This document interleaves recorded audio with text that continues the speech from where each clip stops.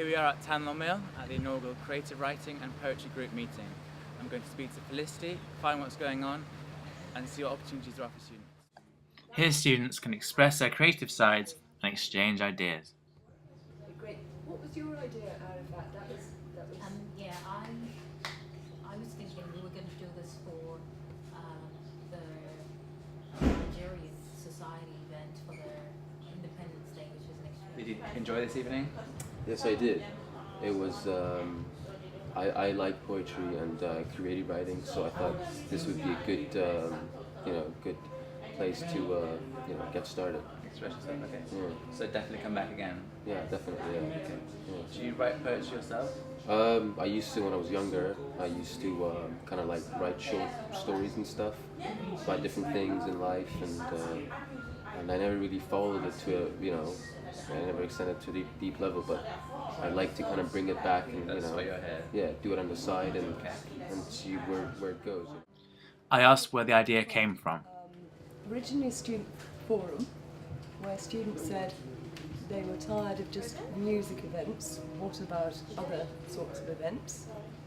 So I held a meeting towards the end of last term and asked students exactly what they would like. And to my amazement, a lot of them wanted to do poetry, creative writing, lots of arts-related things. The great thing is this coincides with the appointment of the creative artist in residence. Then I asked what opportunities the group gives students.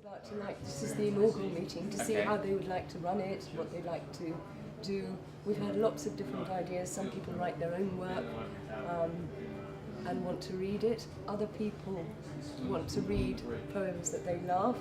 Somebody wants to create music out of poetry. Some people want to be accompanied. The poem is designed to be accompanied. So do you think you'll have whole concerts or kind of... We're planning in week kind of thing? 4, Monday week 4, to have a poetry jam and to invite other students, staff, anybody who wants Anyone to who's come. interested. Eni, he's going to present us his poem, but first can you give us a small background for your poem? Okay. My poem is inspired by the events that took place in Jos in north central Nigeria sometime last year. There were religious crises that caused a lot of destruction and deaths, and there were some gruesome images in the media where you could see a lot of people who got burnt, houses destroyed, and I felt very bad when I saw some very little children who were also involved in violence and who were killed as a result. And that's what inspired this poem. It's titled Children in the Ashes. A horde steals in at daybreak with venom in their breath and vengeance in their veins. There's no method to their peculiar madness.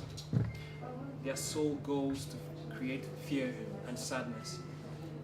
The ancients lived in peace unscathed, basking in the bliss of a sweet brotherhood.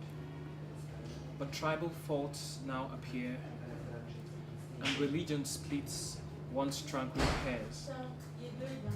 Now peace has gone on exile. Revenge and rage all run rampage, and evil is called a martyr. In God's name she slays her mother. Shall we call them men or call them beasts? For their evil swells like dough in yeast. Shall we wave white flags and sue for peace?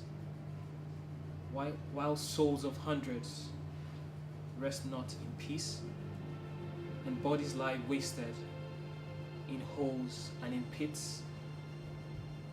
My city's burning, my home's been broken, and now the infants have no ennobling token. There's blood on the ground, dust and smoke fill the air. The children are not playing, they are in the ashes. So that was a creative writing and poetry group meeting. It certainly shows the talent and the cultural differences there are at Buckingham.